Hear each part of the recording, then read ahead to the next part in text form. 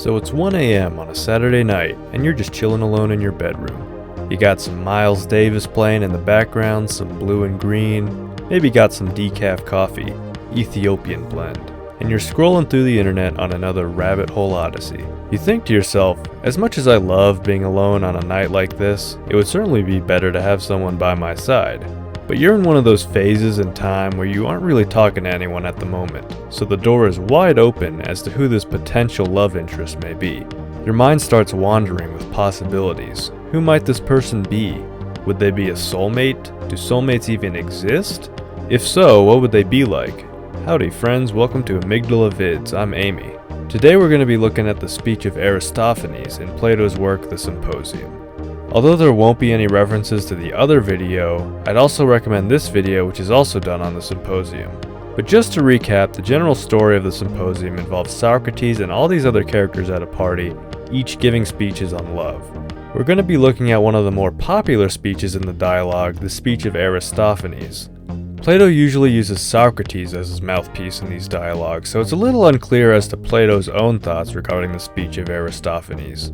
Regardless, this speech tells an interesting story that gives us some insights as to love and sex. So without further ado, let's go over a brief summary of the speech. So this speech is a story regarding human beings as a whole. Initially, human beings were round and had 2 heads, 2 sets of arms and legs, and 2 sets of genitals. There were 3 different types of these humans, consisting of 2 males, a male and a female, and 2 females. Now these humans were pretty powerful and prideful. I mean, having an extra body attached to your back is pretty OP. They would probably do well in Call of Duty. And this pride got to them, to the point where they attacked the gods. But Zeus was not having it, so he cut the humans right down the middle. Not only that, he stitched up the cut and turned their heads around, so their genitals were basically behind them. I guess it'd be like having a tail if you... Okay, I'll shut up about that. Now obviously if you get separated from your other half, you'd want to search around for them and reunite, so that's what people did. Problem was, since they couldn't really reattach, they sort of just embraced and hugged each other. However, they got so involved in this process that they wouldn't do anything else but hug all day until they eventually died of starvation. So Zeus is like, look, we need these people to live and do stuff so we can get sacrifices. So how about we move their genitals to the front so they can have sex? And that's exactly what happened. People sought after their other half, and since the genitals were realigned, they could have sex. After sex, people would get that post-nut clarity and move on with their lives, going on to other activities such as giving sacrifices to the gods. And that is Aristophanes' story of the original humans. Now you may be saying, okay, well that's a nice story and all, but we all know it's not real. Then what's the point of it? Well, I'd invite you all to try to think of the story, obviously not literally, but rather as a device to deliver insights on love and sex. So let's first talk about soulmates and finding your other half, so to speak. Now assuming that there is a perfectly compatible person for you out there, who might that person be, and what would this completion of finding your other half look like?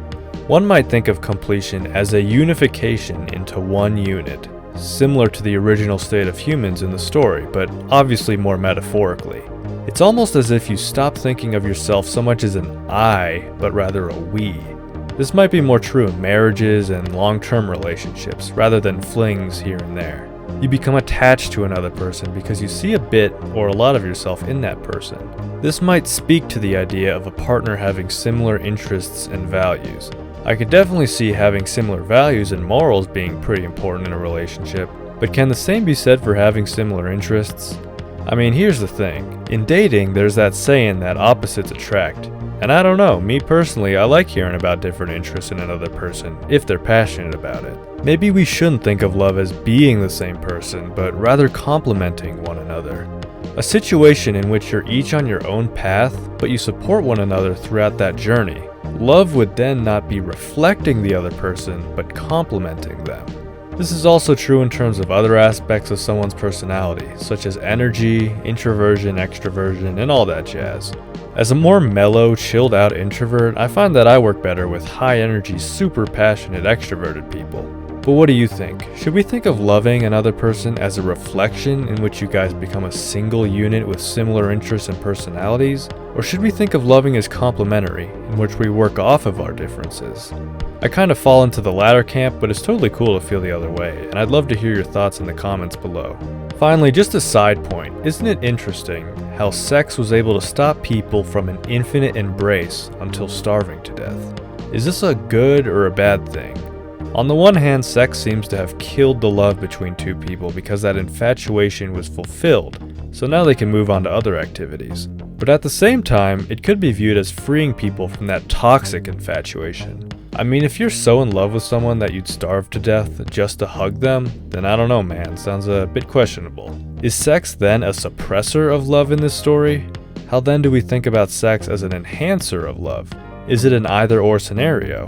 So that's my analysis and summary of the speech of Aristophanes from Plato's Symposium. Obviously I'm going to recommend reading it yourself and all that jazz, so have fun doing so. Do your pal Amy a solid and hit that subscribe, like, and bell, which really does help support the channel. Y'all have a good rest of your day, and I wish you all the best in your love life.